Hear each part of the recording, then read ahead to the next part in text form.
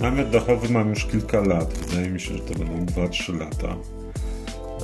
Dość długo wstrzymywałem się z zakupem ze względu na koszt, bo taki namiot kosztuje, zaczynają się ceny od 3000 zł, a kończą na 20 za jakieś bardzo dobre modele. Przez ten czas, tak jak liczę, spaliśmy w nim z 50-70 razy w różnych warunkach pogodowych, od -20 w zimie, w śniegu, po chorwackie upały i zawsze się sprawdzał. Natomiast tak z czasem zauważyłem parę minusów namiotu dachowego, o których wcześniej nie zdawałem sobie sprawy. Jednym z takich kluczowych dla mnie przynajmniej problemów jest sam proces składania i rozkładania namiotu. Zawsze to zajmuje parę minut. Wydaje się, że to jest proste, ale już na przykład jak rozbiję obóz i nagle wpadnę na pomysł, żeby się przemieścić, no to potrzebuję znowu kilkunastu minut, żeby to wszystko złożyć. Do tego dochodzi jeszcze suszenie namiotu, bo inaczej tam po prostu może spleśnieć. Zimą pojawia się problem zamarzających suwaków, bo tam w takich rynkach na suwaku zbiera się woda i zamienia się w lód, więc nie można zapiąć tego pokrowca całego. Ale i ostatnia taka rzecz, z której nie zdawałem sobie sprawy, to jest hałas. Jednak w wietrze, gdy jest wiatr albo gdy pada deszcz, to jest głośno. Można spać, natomiast jest głośno.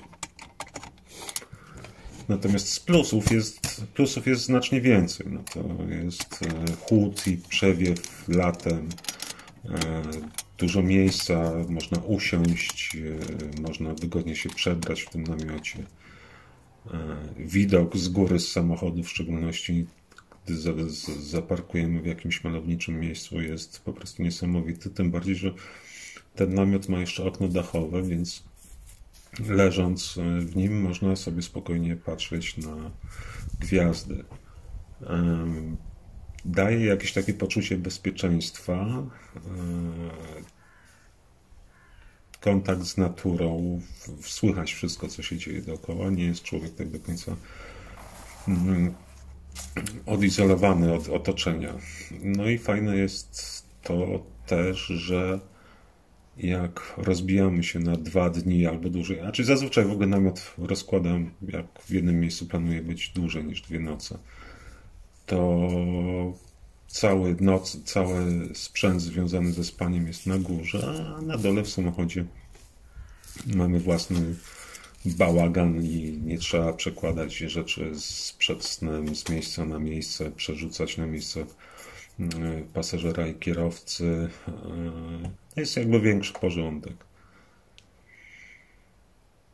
No i jeszcze tak, jak sobie policzę, no rzeczywiście, tak jak powiedziałem na początku, te namioty trochę kosztują, ale jakby policzyć nocleg, 50 załóżmy noclegów dla 2 osób, to ten namiot się zwraca i to bardzo szybko. Tym bardziej, że można go postawić, znaczy można stanąć gdzie się chce, tak? Kiedy się chce.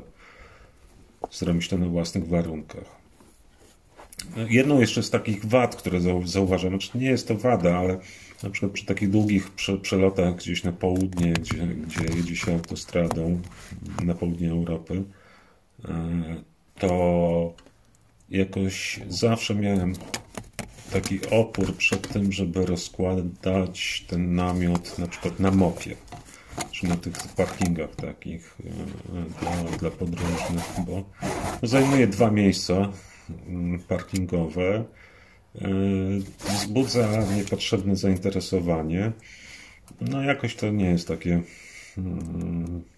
ciekawe w tym przypadku rozwiązanie i na takim mopie to jednak wolałbym spać w środku samochodu.